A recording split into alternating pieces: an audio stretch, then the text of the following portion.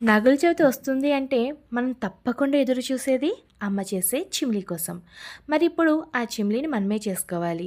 అందుకే దాన్ని ఎప్పుడులా కాకుండా మరి కొంచెం టేస్టీగా, ఇంకొంచెం హెల్తీగా ఎలా చేయాలో చూసేద్దామా?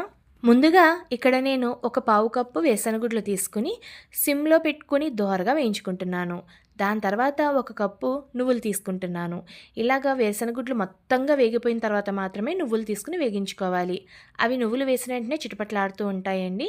అవి కలర్ మారకముందే తీసి పక్కన పెట్టేసుకోవాలి. తర్వాత మంచి బెల్లం తీసుకుని ఒక కప్పు వరకు తురిమి పక్కన పెట్టుకోవాలి. ఇప్పుడు ఈ పప్పులన్నీ చల్లారిపోయాయి కదా! ఒకసారి బెల్లం వేయకుండా రుబ్బేసుకొని తర్వాత బెల్లం కూడా వేసుకొని మిక్సీ పట్టుకోవాలి. మిక్సీ పట్టుకున్న తర్వాత చూస్తే మనకి ఇలా తయారవుతుంది. ఇలా గ్రైండ్ చేసేసుకున్న తర్వాత మనకి అది ఆటోమేటిక్‌గా ముద్ద అవుతుందో లేదో చూసుకోవాలి. తర్వాత మొత్తం అంతా ఒక ప్లేట్‌లో తీసుకొని ఒకసారి మొత్తం కలుపుకొని తర్వాత ఉండలు చుట్టేసుకుంటే మనకి టేస్టీ హెల్తీ చిమ్నీలు రెడీ అయిపోయినట్టే. మీకు నా వెర్షన్ ఆఫ్ చిమ్నీలు ఎలా అనిపించాయో కామెంట్స్ రూపంలో తెలియజేయండి. మీ అందరికీ గనక నా వీడియోస్ నచ్చితే please like, share and subscribe. Thank you for watching.